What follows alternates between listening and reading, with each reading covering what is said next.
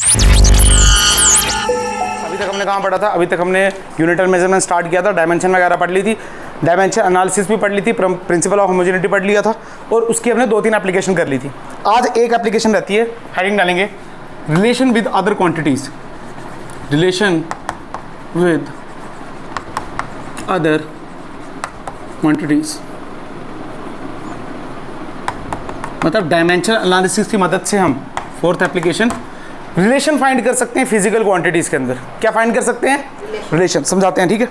Question से समझाएंगे, समझ आएगा। क्वेश्चन नंबर फर्स्ट, बार बार मैं क्वेश्चन नहीं लिखूंगा, एक बार लिखूंगा और वही मेथड हम सारे में अप्लाई करेंगे, ठीक है? मान लो क्वेश्चन है, वो बोलता है, बहुत बेसिक से स्टार्ट कर रहा हूँ ताकि तो समझ आए। उसने बोला force depends upon mass and acceleration of the body, find relation.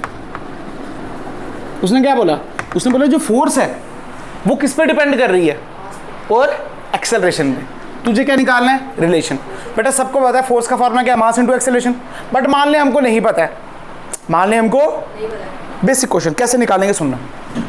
पहली बात, जो फोर्स की डिपेंडेंसी दी है वो किस पे दी है? मास और, तो तू क्या लिखेगा? फोर्स, ये प्रोपोर्शनैलिटी का साइन डालेगा, यहाँ लिखेगा मास और यहाँ आएगा एक्सेलरेशन। क्या इतनी बात क्लियर? पक्का? अब इनकी कुछ पावर दे दे। क्यों? पावर का मतलब क्या? बेटा अगर इनकी पावर 1 हो जाए तो इसका मतलब ये डायरेक्टली प्रोपोर्शनल है, अगर -1 हो जाए तो इसका मतलब ये इन्वर्सली प्रोपोर्शनल है। पर हमको नहीं पता ना, हमको तो उसने से बोला डिपेंड करता है। क्या करता है? तो मैं इसको ले लूंगा A और इसको ले लूंगा। क्या इतनी बात क्लियर? पक्का? कोई कन्फ्यूजन? अब आपको पता है प्रोपोर्शनलिटी का साइन हटता है तो क्या आता है? कांस्टेंट। क्या आता है? तो लिखेंगे F = K। कांस्टेंट डायमेंशनलेस होता है। कैसा होता है? अब मास की जगह लिखेंगे हम M। क्या इतनी बात क्लियर? और यहाँ आ जाएगी m की पावर A। और एक्सेलरेशन होता है मीटर पर सेकंड स्क्वायर। क्या इतनी बात क्लियर? और इसकी पावर आ जाएगी B, इसकी पावर आ जाएगी। और फोर्स हमको पता है, फोर्स होता है M1 L1 T-2। क्या कोई नई बात? क्या इतनी बात क्लियर? इसको हम फिर से लिख सकते हैं M1 L1 T-2 = ये तो डायमेंशनलेस है, K का K रहा। यहाँ क्या बनेगा? ध्यान सुनना, यहाँ बना m की पावर A, यहाँ बना L की पावर B। अरे आता है ना देखना, मल्टीप्लाई।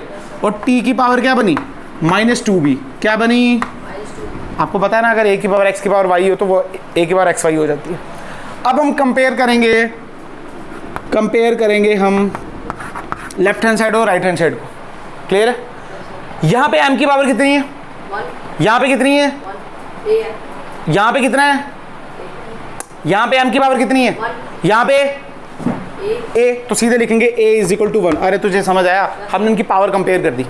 अब यहाँ पे क्या है? l की पावर कितनी है? 1। और यहाँ पे कितनी है? तो b की पावर कितनी आ गई? क्या इतनी बात क्लियर? अब यहाँ पे कितनी है? वहाँ कितनी है? तो b, तो अच्छा ये b, हाँ तो b की पावर फिर कितनी आ गई? 1। क्या इतनी बात क्लियर? तो देख ले, दोनों बार b की पावर 1 आई है, मतलब ठीक की है। अब क्या करेंगे? इस इक्वेशन में पुट कर दो। इस इक्वेशन में क्या कर दो? तो हमारा आ जाएगा F = K, कुछ भी है, मान ले इक्वेशन x है, तो लिखेंगे m की पावर कितनी आई? a की वैल्यू कितनी है? 1। और एक्सेलरेशन की पावर भी 1। तो आपको पता फॉर्मूला हो गया KMA। क्या इतनी बात क्लियर? और हमको पता भी है फोर्स का फॉर्मूला होता है मास इनटू, बट यहाँ एक लिमिटेशन है डायमेंशनल एनालिसिस की, वो हमको कांस्टेंट के बारे में कोई भी नॉलेज, अरे हमको तो पता है ना इसकी वैल्यू 1 होगी। क्या वैल्यू होगी इसकी? अगर इसकी वैल्यू 1 डाल तो फोर्स का फॉर्मूला क्या आएगा? Mass into acceleration. यही तो होता है रियल लाइफ में, बट डायमेंशनल एनालिसिस हमको ये बताता नहीं है। उसने थोड़ी बताया कि कितनी वैल्यू है, बट हमको रिलेशन मिल गया। देख ले, force mass acceleration, force mass acceleration. क्या तुझे आया नहीं आया? पक्का? क्या मुश्किल लगा? हाँ या ना? पक्का? क्वेश्चन पे क्वेश्चन करने हैं? ठीक है, करें नेक्स्ट क्वेश्चन। चल ठीक है, धीरे धीरे लेवल बढ़ाते जाएंगे। क्लियर? मिटा दूँ सारा? अब तुझे पता चल गया कैसे करना है।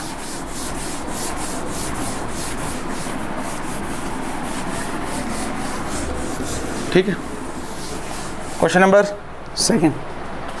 सेकंड देख ले। उसने बोला जो बेटा डेंसिटी है, क्या है बेटा? डेंसिटी है, वो डिपेंड कर रही है मास एंड वॉल्यूम पे। किस पे? मास एंड, फाइंड करो रिलेशन। ये भी सिंपल है, क्यों? तेरे को फॉर्मूला पता है? डेंसिटी का फॉर्मूला क्या होता है? मास अपॉन, कोई बात नहीं, मान ले हमको नहीं पता, तो हम क्या लिखेंगे? डेंसिटी किस पे डिपेंड कर रही है? मास एंड वॉल्यूम पे। इसकी पावर है, इसकी पावर, क्या इतनी बात क्लियर?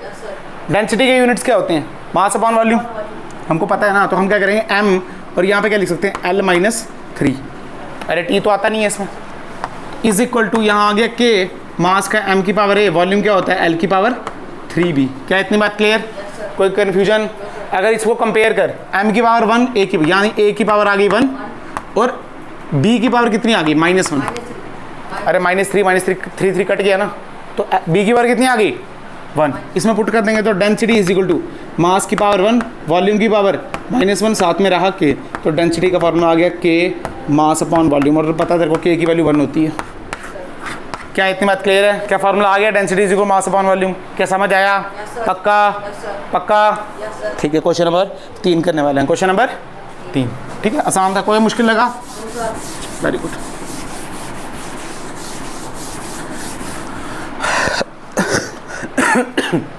क्वेश्चन नंबर 3, उसने बोला टाइम पीरियड, अच्छा मैं क्वेश्चन डायरेक्ट लिख रहा हूँ, मैं लिख देता हूँ। Time period of simple pendulum, time period of the simple pendulum is depend upon length and acceleration due to gravity. The time period of the simple pendulum is depend upon length and acceleration due to gravity. Find the relation. इसका मतलब कहने की बात है time period किस किस पे depend कर रहा है? लेंथ और एक्सेलरेशन ड्यू टू ग्रेविटी। हम इसको क्या ले लेंगे? ए, उसको ले लेंगे। क्या कोई नई बात? पक्का? अच्छा, तो क्या लिखेंगे? टाइम का टी, यहाँ ऐसे लिख सकते हैं इसको m0 L0 T1 is equal to, यहाँ आ गया के, लेंथ के लिए लिखेंगे L की पावर है, एक्सेलरेशन लिखेंगे मीटर पर सेकंड स्क्वायर। क्या क्लियर? पक्का? यहाँ देखिए आ जाएगा m0 L0 T1 is equal to K, L की पावर बेस सीधा सेम पावर आर, यहाँ A और यहाँ, तो क्या L की पावर कितनी आ जाएगी? A प्लस B, और T की पावर -2। क्या कोई बात? आया नहीं आया? अब मेरी बात सुन, मास यहाँ पे है नहीं और यहाँ पे भी 0, तो कोई दिक्कत नहीं है। अब L को कंपेयर कर, L की पावर कितनी है 0 और A की पावर 0, A की पावर सॉरी L की पावर A प्लस B तो A plus B is equal to, 0 तो A की वैल्यू कितनी आई? -b। कितनी आई? -2 अच्छा निकाल देते हैं। क्या T की पावर कितनी है? इधर कितनी है? -2 तो क्या लिख सकते हैं? 1 इज इक्वल टू -2b, तो B की वैल्यू कितनी आ गई? -1/2। क्या आया नहीं आया? अगर B की वैल्यू -1/2 तो A की वैल्यू कितनी आ गई? 1/2। क्या आया? अच्छा मेरी बात सुन, कई बार ऐसे दिया होगा the time period of the simple pendulum is depend upon mass of the Bob. क्या है? मास दिया होगा, तब भी आंसर सेम आएगा, क्योंकि बेटा मास कितना है यहाँ पे, यहाँ पे भी मास, तुझे आया नहीं आया, वो तब भी ये वैल्यू यही आएगी, मास ऑटोमेटिकली 0 आ जाएगा। क्लियर है? टेंशन लेने की कोई बात? मैं ऐसा बता रहा हूँ, अगर मास आ जाएगा तब भी क्या आ जाएगा? 0 आ जाएगा। तो कोई बात नहीं, यहाँ पुट कर दो, तो टी डायरेक्टली प्रोपोर्शन ए और बी निकाल दें, यानी L की पावर 1/2, G की पावर -1/2, तो T इज इक्वल टू के कॉन्स्टेंट आया। L 1/2 को हम √2 लिखते हैं, क्या सॉरी रूट लिखते हैं, क्या लिखते हैं? तो यहाँ पे आ जाएगा √L। अब बेटा G नीचे जाएगा पर ये भी रूट, तो √L/, तुझे आया नहीं आया? अब तुझे पता है K की वैल्यू कितनी होती है? 2π। क्या हमने कल पढ़ी है? T is equal to 2π × √L/G, वही है। क्या क्लियर है बात? K की वैल्यू हमेशा 1 हो जरूरी, पर ये K हमको डायमेंशनल एनालिसिस नहीं बताता है, तू नहीं भी लिखेगा कोई दिक्कत। क्या क्लियर है बात? हमको रिलेशन किस में फाइंड करना था? टाइम पीरियड, लेंथ और G में, हमने कर दिया, कोई नई बात? पक्का? क्वेश्चन लिख दूं? लिख देता हूँ यार। द टाइम पीरियड है 4π, क्यों हो सकता? 4π वाला फॉर्मूला ही नहीं है बेटा, फॉर्मूला ही 2π वाला है, ये तो फॉर्मूला है ना एक, ऐसे तो 8π ले ले बेटा। 4π होगी तो डायमेंशनली करेक्ट है, पर फॉर्मूला तो इनकरेक्ट है ना। जो एक्चुअल फॉर्मूला है वो 2π वाला है। कौन सा वाला? 2π। ठीक है। Time period of simple pendulum depends upon length and acceleration due to gravity, find relation. ये इसका क्वेश्चन है। क्या इतनी बात क्लियर? पक्का? अगर मास ऑफ बॉब दे दिया जाए तब भी कोई बड़ी बात? मैंने बताया वो वैल्यू कैसी आने वाली है? 0 आने वाली है, वो ऑटोमेटिकली 0 आने वाली है। नेक्स्ट करें? पक्का? जितने क्वेश्चन करेंगे उतना कॉन्फिडेंस आएगा।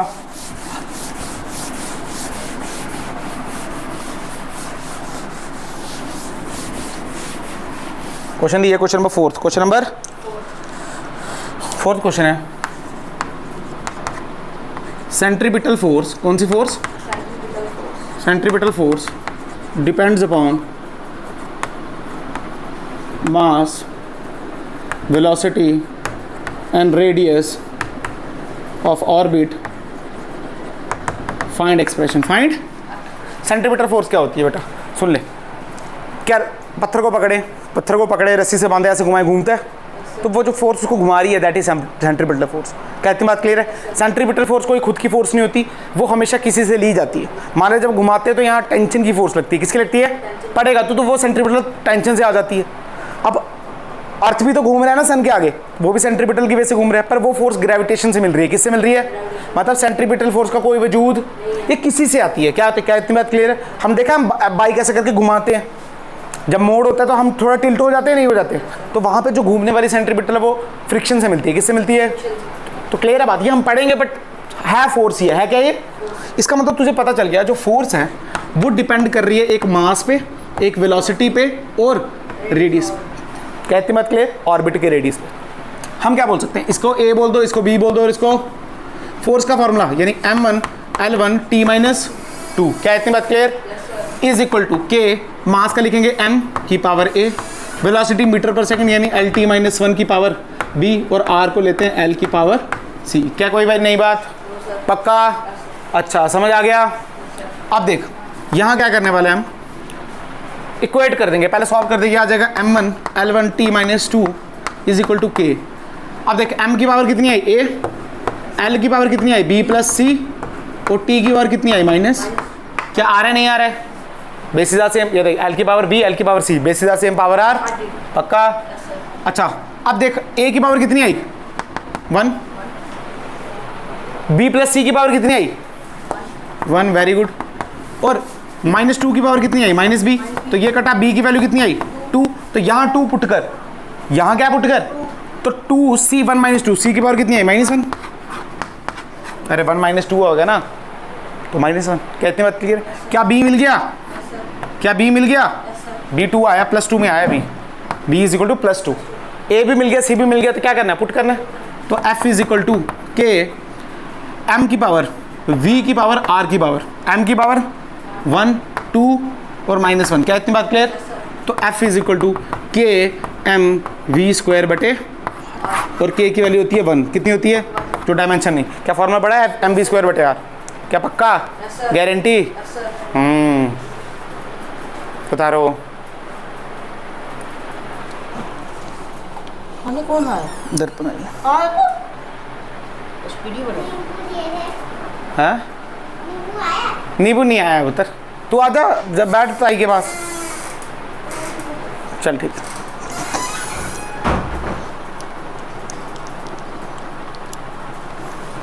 क्या क्लियर है? पक्का? ठीक है। मान लिया थोड़ा अलग तरीके का क्वेश्चन आता है। उसने बोला, क्वेश्चन बोला कि इफ द एरिया, क्या क्वेश्चन है यही क्वेश्चन है, कुछ इसमें कुछ जो भी है। If the area, velocity and density are taken to be fundamental या are taken to be base units, find the dependency on force. Clear? कहने की बात है, इनको बेस यूनिट ले लो, डिपेंडेंसी बतानी है फोर्स की कितनी है इनमें। क्या इतनी बात क्लियर? हमको पता चल गया फोर्स किसके बराबर? एरिया, वेलोसिटी और डेंसिटी। क्या नहीं बात? तो इसकी पावर दे दो, एक की पावर a, एक की पावर b, एक की पावर। तो फोर्स का formula m1 L1 T-2 is equal to k times area, क्या होता है बेटा? लेंथ का square, is equal to a, velocity क्या? LT-1 की power b, density mass per unit volume, तो मास का m, वॉल्यूम का पर यूनिट तो L-3 की पावर c। क्या आया नहीं आया? क्या मुश्किल है? तो यहाँ पे देख m1 L1 T-2 is equal to K, l की पावर देख, l की पावर, अच्छा पहले m लिया, mlt है ना, तो ml लिया, m की पावर आई c, कितनी आई? वो देख वहाँ से निकली। अब l की पावर देख, l की पावर यहाँ से ट्वाइस है, यहाँ से +b और यहाँ से -3c। अरे तुझे आया नहीं आया? बेसिस सेम पावर r, कोई नहीं बात। यहाँ l की पावर ट्वाइस है, l की पावर b और l की पावर -3c। अब t की पावर कितनी है? t की पावर आई -b। क्लियर है? अरे आया नहीं है? -b है, ठीक है। अब इक्वेट करते हैं, यहाँ पे m की पावर, यहाँ तो c की वैल्यू कितनी होगी? क्लियर? यहाँ l की पावर 1 यहाँ 2a plus b minus तो इसका मतलब twice A plus B minus 3c is equal to 1 क्या, इतनी बात क्लियर। तीसरा देख यहाँ पे, minus 2 वहाँ पे minus b -2 is equal to minus P, तो बी की वैल्यू कितनी आ गई 2, कितनी आ गई माइनस माइनस कट गया। अब सी और बी पता है, यहाँ पुट कर देंगे, कोई नई बात, यहाँ से ए की वैल्यू निकल जाएगी ना।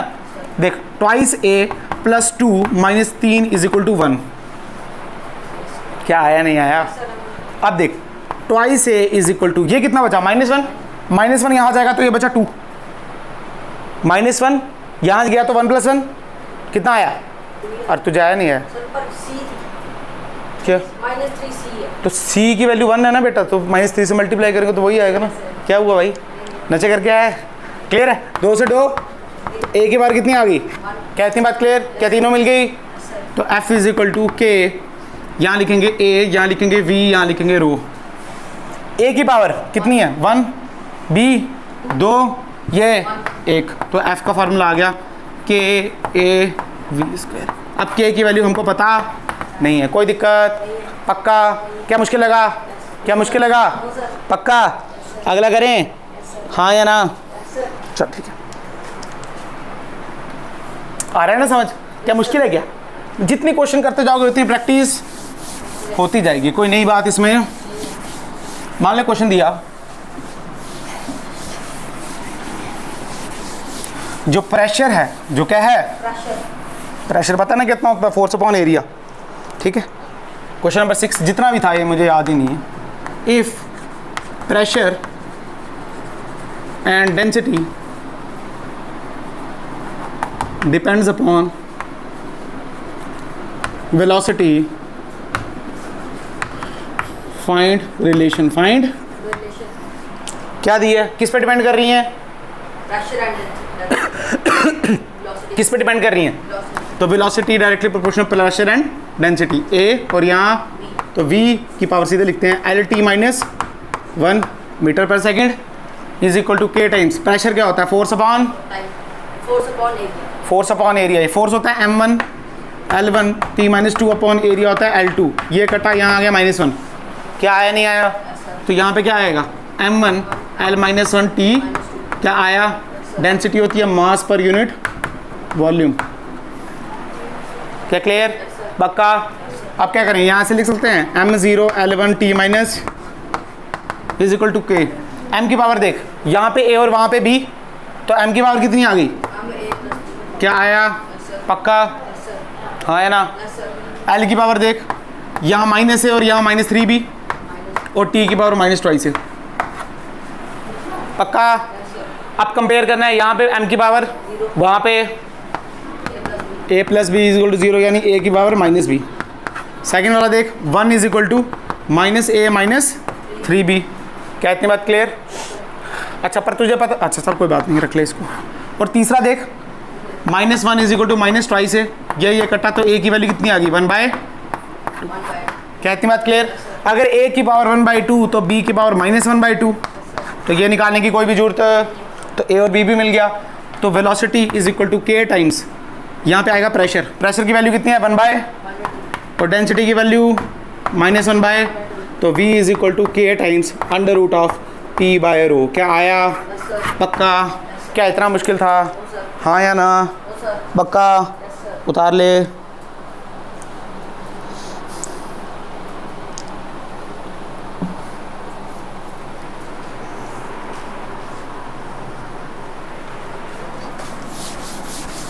अब एक क्वेश्चन आया जो कि IIT ने पूछा, क्या पूछा है, क्वेश्चन सेम ऐसा ही, डिट्टो क्वेश्चन ऐसे ही है, लास्ट में थोड़ा सा चेंज कर दिया और बड़े बच्चों ने वो गलत करके आ गया। क्वेश्चन यही था, कॉमन सेंस क्वेश्चन है, कोई ऐसा इतना बहुत बारे में रकम क्वेश्चन नहीं है। क्वेश्चन है the length of IIT, the length of the road, the length of the road, ठीक है, एस्टिमेटेड बाय सम साइंटिस्ट, जो भी है, बेसिकली डिपेंड्स कर रहा है, जो लेंथ है वो डिपेंड कर रही है फ्रीक्वेंसी पे, किस पे, फ्रीक्वेंसी पे, डेंसिटी पे, और इंटेंसिटी पे, और इंटेंसिटी। फाइंड करना है रिलेशन, फाइंड करना है। अब सुनना मेरी बात बेटा, उसने गिवन भी दे दिया इंटेंसिटी, उसने गिवन दिया इंटेंसिटी का फॉर्म, बोला पावर अपॉन एरिया। क्या बोला, not pressure upon area, it's power upon area, ये गिवन दिया उसने। क्लियर? अगर मैं साइड में लिखूं तो डेंसिटी की हम जानते हैं, Yes, sir. फ्रीक्वेंसी हमने पढ़ा हुआ है, फ्रीक्वेंसी थे 1 टाइम पीरियड, फ्रीक्वेंसी का होता है सेकंड इनवर्स, कितना होता है? इंटेंसिटी का निकाल देते हैं, कोई बड़ी बात नहीं है, it's power upon area, it's Power upon area. Power, बेटा पावर होता है वर्क अपॉन टाइम, क्या होता है? Work upon time. Work upon time, work होता है m1 L2 T-2 upon time, this is power, क्या एग्री करता है? अगर ये T ऊपर जाएगा तो ये हो जाएगा -3, क्या इतनी बात clear? This is power upon area, तो L2 एरिया का L2, ये और ये, यानी इंटेंसिटी बचा m1 T-3, क्या इतनी बात क्लियर? इंटेंसिटी डेंसिटी सब पता है, आप क्या लगाना है? फार्मूला क्या लगाना है? हमको पता है लेंथ किस पे डिपेंड कर रही है, लेंथ डिपेंड कर रही है डेंसिटी पे, इंटेंसिटी पे और फ्रीक्वेंसी पे, क्या क्लियर? पावर ले लेते हैं, इसकी A, इसकी B और इसकी C। तो आपको पता है लेंथ की वैल्यू होती है m0 L1 T0 is equal to K times density, mass per unit, density क्या होती है? Mass per unit volume. अरे किसने याद करना है ये?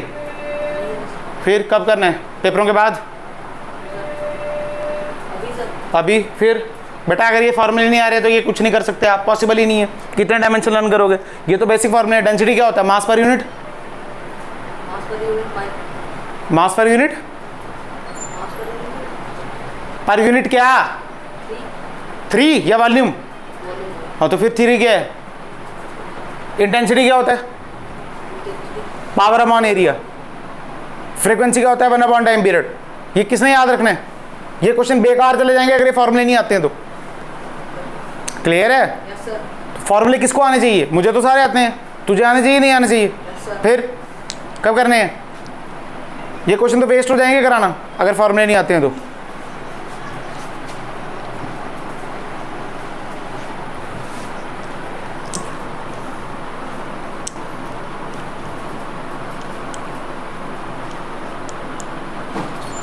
कब करने हैं फॉर्मूले? अभी सर. कल सारे लर्न होने चाहिए मेन फार्मूले। कराए 12-13 हैं, वो भी लर्न नहीं किए हैं, घर जाके क्या कर रहा है? छुट्टी थी ना आज भी, ठीक है। L-3 इंटेंसिटी का फार्मूला बोल क्या है? M1 T-3. हाँ m1 T-3 की पावर b, फ्रिक्वेंसी का बोल 1 upon 1 टाइम, यानी सेकंड, तो क्या लिख सकते हैं? T- सेकंड को टाइम पीरियड लेते हैं ना, क्लियर? तो यहाँ पे देख क्या बचा, ये बचा m0 L1 T0 is equal to K times, बेटा m देख, यहाँ m की पावर कुछ नहीं, यहाँ m की पावर b, अरे तुझे आ रहा नहीं यार, तो m की पावर क्या लिखेंगे? 1 + b, अरे basis are same power r, इसकी पावर 1 उसकी पावर, तो 1 + b। l की पावर देख, l की पावर -3, यहाँ पे कुछ नहीं, टाइम की देख, टाइम की पावर यहाँ पे -3b और यहाँ पे -c, क्या इतनी बात क्लियर? पक्का। m की पावर 0, तो यहाँ पे मतलब 1 + b इज इक्वल टू 0, तो b की पावर, b की वैल्यू -1। अब 1 किसके बराबर है? -3 के बराबर। अच्छा कैसे, गलती कैसे हो सकती है? कहीं गलती हो रही है? अच्छा यार यहाँ पे a है ना यार, यहाँ पे a है, इसका मतलब यहाँ पे a है, इसका मतलब यहाँ पे a है, इसका मतलब a is equal to -b। अरे a लगाना भूल गए थे ना, क्लियर है? अच्छा अब देख, अरे तुझे समझ आ रहा है? इसका मतलब यहाँ पे 3a आएगा ना, क्लियर? अच्छा अब बोल 1 किसके बराबर है? -3a के, तो a की वैल्यू कितनी आ गई? -1/3। अगर a की वैल्यू 1/3 तो b की वैल्यू 1/3, क्योंकि माइनस क्या हो जाएगा? प्लस, तुझे आ रहा है? Yes, sir. और c की वैल्यू देख कितनी है? ये आ जाएगा -3b और -c इज इक्वल टू 0। किसकी वैल्यू निकालनी है? c की, पर क्या तुझे b की पता है? तो पुट कर देंगे, यानी -3, b की वैल्यू कितनी है? 1/3 और ये हो जाएगा c के बराबर, 3 कटा, c की वैल्यू आ गई -1, कितनी आ गई? तुझे आया नहीं आया? पक्का? क्या मुश्किल लगा? तो अब जो लेंथ है वो किसके बराबर है? Length is equal to K times density की वैल्यू कितनी आई? a वैल्यू है -1/3, इंटेंसिटी की वैल्यू कितनी आई? 1/3. और उसकी वैल्यू कितनी है फ्रीक्वेंसी की? -1। This is a relation. क्या तुझे समझ आया? क्या पक्का? Yes, sir. क्या मुश्किल लगा? क्या ज़्यादा मुश्किल था? पक्का कर सकता है ये सब? ये सब कर सकता है नहीं कर सकता है? आसान था, कुछ मुश्किल बात। अब आईआईटी ने क्या पूछा सुनना, ये तो सेम है, ये तो सेम है, उसने एक एडिशनल चीज़ कर लिया आईआईटी ने। सुनना, आईआईटी बोलता जो भी इंटेंसिटी की वैल्यू है, जो भी इंटेंसिटी की वैल्यू है वो 1/m के बराबर है। किसके बराबर है? तो आपने बताना है find m, find m। Option दिया था 1/3 या 3 या 6 या 1/6। अब सुन बेटा, इसकी वैल्यू कितनी आई है? क्या 1/3? तो इसका मतलब जो 1/m है वो किसके बराबर है? 1/m की वैल्यू कितनी होगी? हाँ, m की वैल्यू होगी 3 और बच्चे लिख कर आए 1/3। m की value 3 is the correct answer. क्या समझा? ये पूछा था बस एडिशनल, बच्चों ने गलत कर दिया क्योंकि उन्होंने 1/m, इसका रेशियो m नहीं दिया। अगर m होता तो फिर 1/3 होता, बट ये कितना है? 1/m, तो 1/3 आ गई। क्या क्लियर है? अगर वो ऐसे देते i की वैल्यू m और m बताओ, तो बेटा i की वैल्यू m, इसका मतलब अब m क्या हो जाता? 1/, हाँ, पर उन्होंने 1/m का रेशियो पूछा। क्या क्लियर है? पक्का कर सकता है? हाँ या ना? Yes sir. इसको बंद कर देना। अच्छा फिर हाँ, इस वाले को कर दो बंद।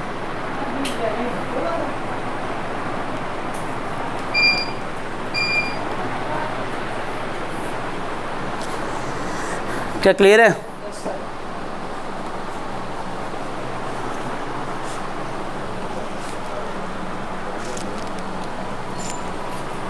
ठीक है, नेक्स्ट क्वेश्चन देखते हैं।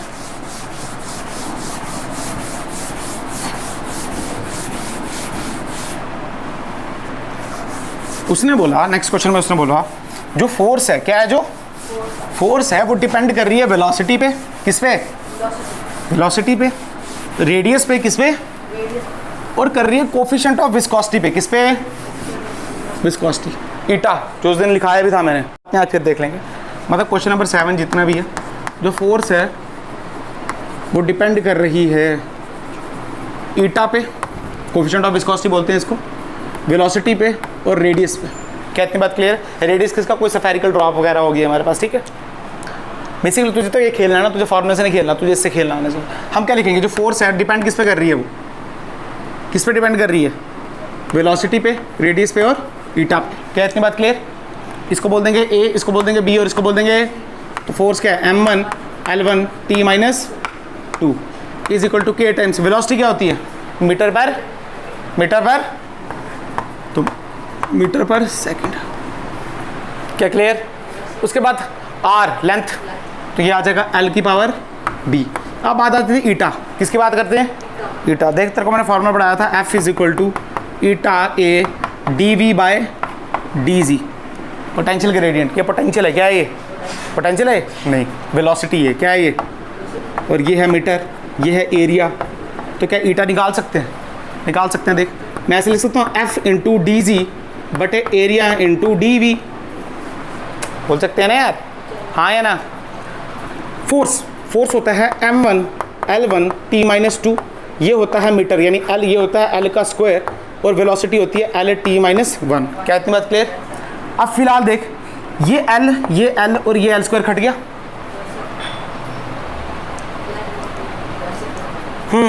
ये कट गया। यहाँ क्या बचा? यहाँ बचा m1। अब ये L ऊपर जाएगा तो L-1, अब ये 2 और ये -1, तो ये आ जाएगा T-1। अरे -2 ऊपर जाएगा +1, तो -2 + 1 -1, मतलब जो इसका ये आया m1 L-1 T-1 की पावर c। क्या इतनी बात क्लियर? अब क्या करना है? अब m को एक साइड कर देंगे, यानी m1 L1 T-2 is equal to k times m एक साइड कर दे। m की पावर कितनी है? c। Very good. ऐसे ही जवाब चाहिए। L की पावर कितनी है? a b, यानी a प्लस सी भी है। c भी है। हाँ, c नहीं है, -c है। अरे L की पावर a प्लस b और -c, ठीक है। और t की वैल्यू बोल, यहाँ से -a और यहाँ से -। क्या इतनी बात क्लियर? यहाँ पे c, यहाँ पे 1, यानी c की वैल्यू कितनी हो गई? 1। a प्लस b -c की वैल्यू कितनी हो गई? यहाँ पे 1। और कहाँ पे आ गई? -a -c की वैल्यू कितनी आ गई? -2। क्या इतनी बात क्लियर? अच्छा, c की वैल्यू कितनी है? 1। तो यहाँ पे आ जाएगा -a -1, यहाँ पे जाएगा -2, यहाँ पे +1। तो ये देख माइनस, अच्छा सर बाद में करता हूँ, -a इज इक्वल टू -1 और a की वैल्यू कितनी आ गई? कितनी आ गई? a की वैल्यू 1, c की वैल्यू तो यहाँ पे पुट कर सकते हैं, तो b की वैल्यू कितनी आ गई 1। अरे ये देख 1 1 1 0 हो गया, तो b की वैल्यू, c की वैल्यू 1, b की वैल्यू 1 और a की वैल्यू भी 1। तो फोर्स का फार्मूला क्या आ गया? फोर्स का फार्मूला आ गया V R ईटा 1 1 1 साथ में के। पक्का ठीक किया ना, कोई गलती तो नहीं हुई है ये की वैल्यू दी सर, इसमें पता है आपको क्या है ना? इधर से देख लेता हूँ 6 पाई ईटा आर भी, ठीक है बिल्कुल यार। के की वैल्यू होती है 6 पाई, ये आगे जाके पढ़ेंगे हम। ये एक लॉ है, क्या है ये? लॉ है, लॉ होता है 6 पाई ईटा आर भी। क्या क्लियर है बात? पक्का ठीक है। तो ये देखो ईटा आर भी आ गया और 6 पाई इसका कांस्टेंट है, याद रखने की जरूरत, ये के क्यू रखने के लिए तो समझ आ गया। पक्का अगला क्वेश्चन करें, हाँ या ना? ठीक है।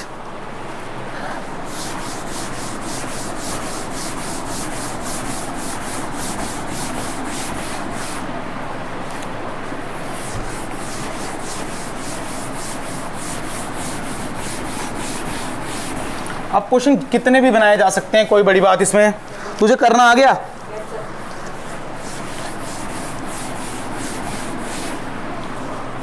अब क्वेश्चन है एक और, इफ द प्लैंक्स कांस्टेंट, क्या प्लैंक्स कांस्टेंट जिसको हम बोलते हैं h, क्या बोलते हैं h, speed of light c and gravitational constant depends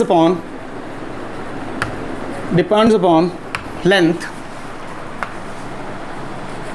find dimensions, find equation, sorry dimension कहाँ, फाइंड इक्वेशन। क्या इतनी बात क्लियर है? पक्का। अच्छा तू क्या कर रही है? तेरे को पता है लेंथ किस पे डिपेंड कर रही है? h पे, c पे और इसकी पावर a, इसकी पावर b, इसकी पावर, तो लेंथ को क्या लिख सकते हैं? m0 L1 t, क्यों नहीं बात, is equal to k Planck's constant. आपको पता है फॉर्मूला होता है E is equal to h f, तो h की value E by f, E energy m1 L2 t minus 2, frequency क्या होती है 1/t, तो t ऊपर चले गया तो यहाँ पे आ जाएगा t, क्या आया? ये आ जाएगा h, तो ये h की वैल्यू कितनी आई? m1 L2 t minus 1। क्या तुझे आया? पक्का। c की तो पता ही है, g की भी हमको याद है। तो देख h की वैल्यू कितने लिखेंगे? m1 L2 t माइनस 1 की पावर a, c होता है स्पीड ऑफ लाइट यानी मीटर पर सेकंड, तो मीटर पर सेकंड की पावर b, g होता है ग्रेविटेशनल कांस्टेंट, क्या होता है बेटा? इसकी वैल्यू होती है m-1 L3 t माइनस 2, याद रहेगी? अगर नहीं याद है तो यहाँ से निकाल देना, f is equal to G m1 m2 बटे r स्क्वायर। f की value Newton metre square plus kg square, यही वैल्यू आएगी। क्या क्लियर है? अच्छा अब m को एक साइड कर देंगे, यानी m0 L1 t0 is equal to k। अब देख m की पावर यहाँ a और यहाँ पे माइनस c, तो क्या लिखेंगे? a minus c। l की वैल्यू यहाँ पे ट्वाइस है, यहाँ पे प्लस b और यहाँ पे प्लस 3c, और t की वैल्यू क्या लिखेंगे? यहाँ पे माइनस a, वेरी गुड, हाँ वेरी गुड। क्या आया नहीं आया? इसका मतलब यहाँ 0, तो ये मतलब a माइनस b, c किसके बराबर? तो इसका मतलब a किसके बराबर? c के बराबर। क्या इतनी बात क्लियर? सेकेंड इक्वेशन यहाँ 1 और यहाँ, तो 2a plus b plus 3c is equal to 1। एक काम कर, a की वैल्यू c पुट कर दे, क्या पुट कर दे? तो बेटा यहाँ पे c हो गया, तो यह आया 2c प्लस 3c, क्या 5c, तो यहाँ पे बचा 5c plus b is equal to, एक इक्वेशन ये बन गई। क्या इतनी बात क्लियर? तीसरी वाली उठा, ये आ जाएगा minus a minus b minus 2c is equal to 0। क्या क्लियर? अब a की वैल्यू c है, यहाँ c पुट कर दे, तो ये आ जाएगा माइनस c माइनस 2c, तो क्या minus 3c minus b is equal to 0। अरे आया नहीं आया? तो इसको अगर तू माइनस वहाँ ले जा तो ये आ जाएगा 3c plus b is equal to 0। क्या आया? अब एक काम कर, इन दोनों को सॉल्व कर दे, एक इक्वेशन ये और एक equation 3c plus b is equal to 0। अब दोनों को माइनस कर दे, क्या कर दे बेटा? माइनस करेंगे तो ये माइनस और ये माइनस, 5 में से 3 गए क्या? 2, और यहाँ पे बचेगा 1, तो c की वैल्यू कितनी आ गई? 1/, क्या आया? अगर c की वैल्यू 1/2 तो a की वैल्यू भी माइनस, कैसे? दोनों बराबर है, माइनस कैसे है? क्या सोया हुआ है क्या? तो फिर इक्वल टू है ना, माइनस है क्या? माइंड खोल के, ठीक है। a भी मिल गया, c भी मिल गया, तो b निकालना कोई मुश्किल, c की वैल्यू पुट कर दे, यहाँ जगह 1/2 यानी 3/2 plus B is equal to 0। तो बी की वैल्यू कितनी आ गई? -3/, क्या आया नहीं आया? पक्का? क्या मुश्किल लगा? No sir. कोई मुश्किल? अब क्या यहाँ पर पुट कर सकता है? एच की वैल्यू कितनी आ जाएगी? 1/2, यहाँ पे 1/2 और यहाँ पे -3/, कर सकता है। खत्म हो गया क्वेश्चन। कुछ पूछना है? -3/2 बी की वैल्यू। हाँ जी, -3/2 बी की वैल्यू। हाँ तो बी पे पुट कर देना, कोई दिक्कत नहीं है, चलता रहता है यार। यहाँ पे 1/2, यहाँ पे -3/2, यहाँ पे 1/2, कोई दिक्कत? पक्का? और करना है क्वेश्चन यहाँ? बस करें, करना है और क्वेश्चन? लास्ट क्वेश्चन देख ले, हालांकि बहुत क्वेश्चन हो गए। देख तूने एक चीज़ देख ली, सारे क्वेश्चन वैसे ही करने हैं, है ना? सारे क्वेश्चन वैसे ही हैं, कोई ऐसे बड़ा क्वेश्चन नहीं है। बट तेरे को एक चीज़ बताना चाहता हूँ मैं।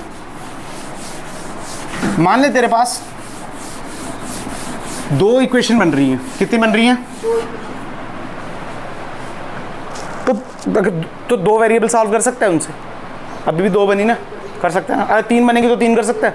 बस ऐसा ही होगा, इक्वेशन में तेरे को 2-3 अच्छी बन जाएंगी जिसको दिमाग लगा के सॉल्व करना पड़ेगा। मेथड यही है, ठीक है? लास्ट क्वेश्चन देख ले।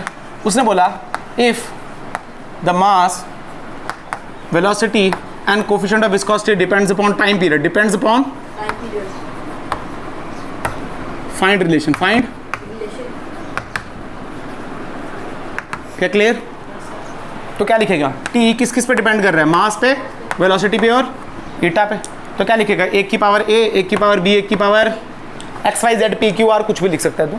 तो t क्या लिख सकते हैं? m0 l0 t1 is equal to k times mass को लिखेंगे m की पावर a, इसको लिखेंगे lt-1 की पावर b। ईटा का फॉर्मूला क्या था? अभी निकाला हमने, क्या? m1 l-1 t-1, क्या यही था? पक्का? अरे यार ये देखना, f is equal to eta a dv by dz। तो ईटा क्या हो जाएगा? ईटा हो जाएगा f dz बटे एरिया डॉट dv। तो ये है m1 l1 t-2 v यानी l, ये आ जाएगा l स्क्वायर, या l t माइनस ये तो आ जाएगा m l की पावर l-1 और t की पावर -1 इंटू सी। क्या इतनी बात क्लियर? अब m को एक साइड कर दे, ये आ जाएगा m0 l0 t-1 is equal to k, अच्छा t1, सॉरी, वेरी गुड। ऐसे ही होना चाहिए, ध्यान एग्जैक्टली ऐसे ही। मैं गलती करूँ तेरे, तूने पकड़ना चाहिए। इंसान है ना, हम भी गलती हो जाती है प्लस माइनस में। हाँ तो तूने पकड़ना है, ठीक है, वेरी गुड। अच्छा m की पावर यहाँ आ जाएगा a plus c, clear? l की पावर यहाँ आ जाएगा b माइनस c और t की वैल्यू -b माइनस, क्या इतनी बात क्लियर? कंपेयर करने में कोई बुराई नहीं है। 0 यानी a plus b is equal to 0, तो a is equal to -c, तो 0 is equal to b minus c, तो b की वैल्यू c। क्या आया? पक्का? और t ये 1, तो 1 is equal to -b minus, पर तेरे को पता है c किसके बराबर है? b के बराबर। तो ये आ जाएगा 1 इज इक्वल टू -2b, तो b की वैल्यू -1 बाय, क्या आया? अगर b की वैल्यू -2 तो c की वैल्यू -1 बाय, तो a की वैल्यू कितनी? -1/2 कैसे? 1/2, अरे -c है ना, तो माइनस कितना हो गया? प्लस, ये है ना इतना। तो क्लियर? अब तेरे को वैल्यू मिल गई। तो t किसके बराबर हो गया? t बराबर हो गया k टाइम्स, ये आ जाएगा m v eta a b c, a की पावर 1/2, v की पावर -1/2, ये माइनस, क्या तुझे आ गया?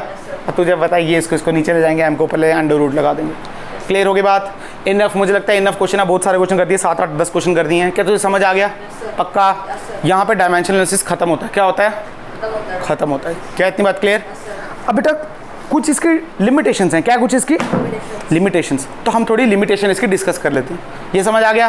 कुछ ज़्यादा तेज तो नहीं हुआ? पक्का? या तो धीरे धीरे पढ़ना है? ये इक्वल टू 0, फिर a is equal to -c, ऐसे पढ़ना है? टाइम वेस्ट है क्या? अरे बच्चे वाला मैथ है नहीं है क्या? फिजिक्स तो वही है, बाकी सारा क्या है?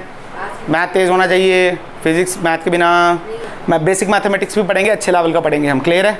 इसके बाद स्टार्ट करेंगे, पर यूनिट एंड मेजरमेंट के बाद, मोशन एंड डायमेंशन से पहले। पर क्या ये क्लियर है? पक्का? हेडिंग ना लेंगे, limitation of dimension analysis. Limitation मतलब खामियाँ, लिमिटेशन मतलब खामियाँ। इसकी कुछ खामियाँ हैं बहुत सारी, जितनी मेरे को याद आएंगी मैं करा दूंगा, हालांकि मेन मेरे को याद है। ठीक है? Limitation of dimension analysis.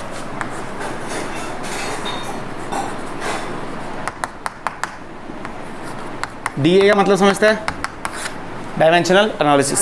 Clear? ठीक है। पहली, अगर मैं बोलूँ मीटर पर सेकंड, क्या बोलूँ, क्या बोलूँ, तो क्या लिख सकता हूँ उसको, LT-1, कोई नई बात। मुझे बताइए किसका है मीटर पर सेकंड, किसकी मतलब इसकी ये कौन सी इक्वेशन है? मीटर पर सेकंड क्या है ये? क्या ये एक्सेलरेशन है, क्या ये वेलोसिटी है, या क्या फोर्स है? क्या है ये? वेलोसिटी। क्या है ये? वेलोसिटी। बिल्कुल सही बात है, कोई नई बात।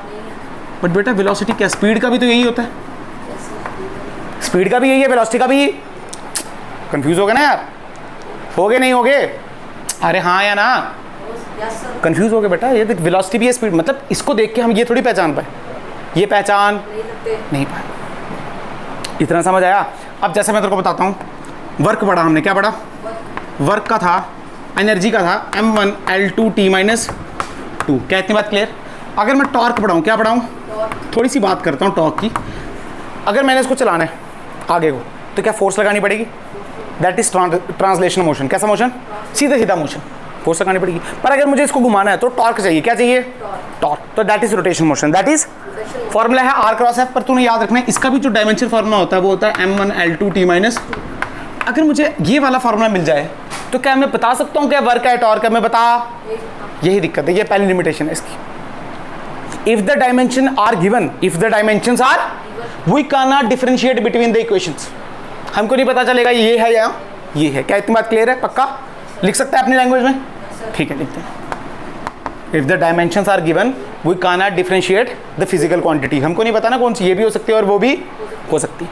दूसरी बात, dimension analysis does not give any idea about dimensionless quantities। बेटा डायमेंशनलेस क्वांटिटीज वो होती हैं जिनकी डायमेंशन m0 L0 T0 होती है। क्या इतनी बात क्लियर? अब सुन, होता क्या है, मान ले फोर्स का फॉर्मूला क्या है, मास इनटू एक्सेलरेशन। कोई नई बात नहीं है। डायमेंशन देखूंगा बिल्कुल करेक्ट आएंगे। मान ले इसके साथ मैं मल्टीप्लाई कर देता हूँ इसको, प्लेन एंगल को किसको कर देता हूँ? प्लेन एंगल पता था, आर्क लेंथ बटे रेडियस, उसके कोई डायमेंशन। तो बेटा अगर मैं ये मल्टीप्लाई कर दूँ, क्या ये कोई फॉर्मूला एग्जिस्ट करता है? बट डायमेंशन कैसे आएंगे इसके? करेक्ट। कैसे आएंगे? क्योंकि ये तो m0 L0 T0 है। इसका मतलब जो डायमेंशन एनालिसिस है वो हमको डायमेंशन क्वांटिटीज़ के बारे में कुछ नहीं बताता। इसको मल्टीप्लाई भी कर, अब मान में डिवाइड कर दूँ, इक्वेशन तो गलत है बट डायमेंशनली कैसी है? करेक्ट। ठीक है, ये गलत चीज़ है।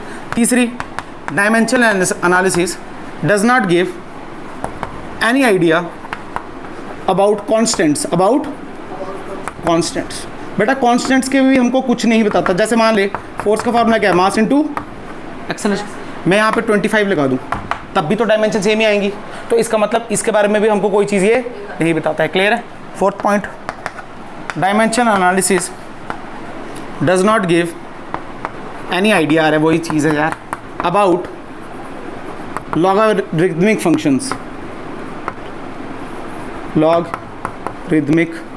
Functions and exponential.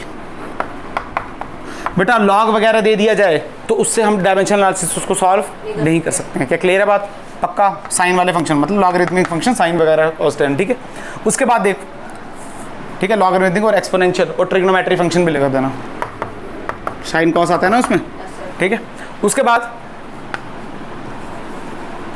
Only those equations are solved by या आर डिराइव्ड बाय या सॉल्व्ड बाय कुछ भी है डायमेंशनल एनालिसिस।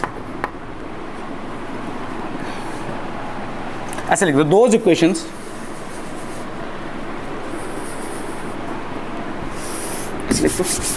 those equations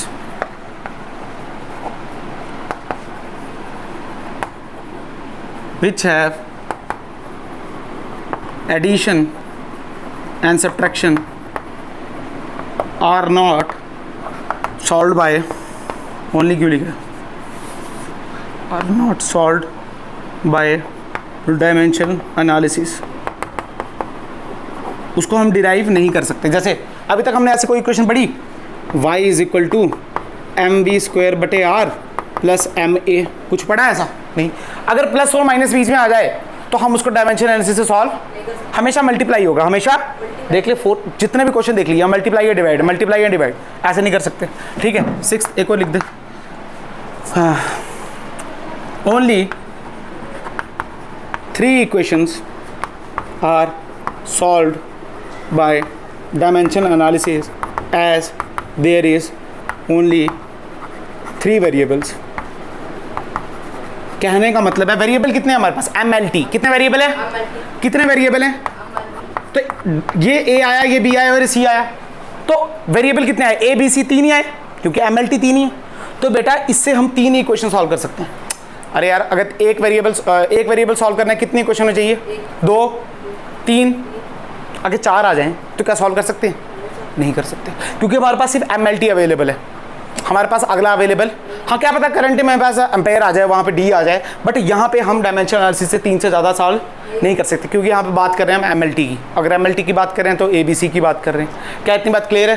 पक्का एक आधी लिमिटेशन और होगी, देख लेना, बट यही है मेन लिमिटेशन। क्लियर होगी बात? पक्का? क्या समझ आया? सारी समझ आ गई? क्या कोई मुश्किल लगी? ठीक है, अब एक और टॉपिक है छोटा सा, वो भी देख ले, हालांकि तेरे को अभी तक पता चल गया होगा। पर अब बेटा क्वांटिटीज़ हमने पढ़ी थी, फिजिकल क्वांटिटी क्या 2 प्रकार की थी, एक फंडामेंटल, दूसरी डिराइव्ड, दूसरी। वैसे ही क्वांटिटीज़ को अगर मैं कांस्टेंट और वेरिएबल से देखूं, किससे देखूं? कांस्टेंट वो होते हैं जो कैसे रहते हैं, सेम, जो कभी चेंज, और वेरिएबल क्या होते हैं, चेंज होते रहते हैं। जैसे एक होते हैं कांस्टेंट्स, दूसरे होते हैं वेरिएबल्स, क्या होते हैं? अब कांस्टेंट भी 2 प्रकार के, कितने प्रकार के? एक होते हैं डायमेंशन कांस्टेंट, डायमेंशनल कांस्टेंट, और एक होते हैं डायमेंशनलेस कांस्टेंट। क्या होते हैं? मतलब एक में डायमेंशन होगी और दूसरे में डायमेंशन नहीं होगी। क्या इतनी बात क्लियर है? वैसे वेरिएबल भी कितने प्रकार के, एक कौन सा होगा और दूसरा, एक होगा डायमेंशनल, मतलब डायमेंशन भी है और वेरिएबल भी है, चेंज भी होता है, और दूसरा कैसा होगा, डायमेंशनलेस, यानी है तो वेरिएबल है पर कोई डायमेंशन उसके। क्या क्लियर है बात? क्या मुश्किल है? एग्जांपल देनी है, क्या देनी है? डायमेंशनलेस कांस्टेंट है तो डायमेंशनलेस, मतलब सॉरी डायमेंशनल कांस्टेंट कैसा, ऐसा कांस्टेंट जिसकी वैल्यू कभी चेंज नहीं होती, बट उसके डायमेंशंस हैं, उसके डायमेंशन हैं, उसके चेंज नहीं होते हैं। जैसे एग्जांपल अगर मैं बोलूँ बड़े वाले जी की, इसको बोलते हैं यूनिवर्सल ग्रेविटेशनल कांस्टेंट, बेटा पर इसके डायमेंशन हैं, इसके डायमेंशन पढ़े हैं ना, m-1 L3 T-2। Planck's constant क्या ले ले, है तो ये भी क्या है बेटा, कांस्टेंट, बट क्या डायमेंशन है इसके, हाँ इसके डायमेंशन इक्वल टू HF करके कर देना। क्या इतनी बात क्लियर? अब डायमेंशनलेस कांस्टेंट बहुत है बेटा, मतलब जो कांस्टेंट है और जिसके डायमेंशन, जैसे मैं बोल दूँ पाई 3.14 कोई डायमेंशन, मैं बोल दूँ 1, मैं बोल दूँ 2, मैं बोल दूँ 3, कुछ भी बोल दूँ, मैं बोल दूँ sin 30, मैं बोल दूँ log x, अरे एक्सपोनेंशियल, ये सब किस में है ये कांस्टेंट, पर कैसे हैं, डायमेंशनलेस, कैसे हैं, ठीक। उसके बाद आ जाता है डायमेंशनलेस वेरिएबल, क्या आ जाता है, ये तो बहुत सारे हैं, जैसे फोर्स ले ले, सॉरी डायमेंशनल, डायमेंशन भी है और वेरिएबल, फोर्स चेंज हो सकती है ना यार, जी थोड़ी चेंज हो सकता है, एस थोड़ी चेंज हो सकता है, फोर्स ले ले, स्पीड ले ले, वेलोसिटी ले ले, एक्सेलरेशन ले ले, कुछ भी ले ले, ये सब इसी में आएंगे।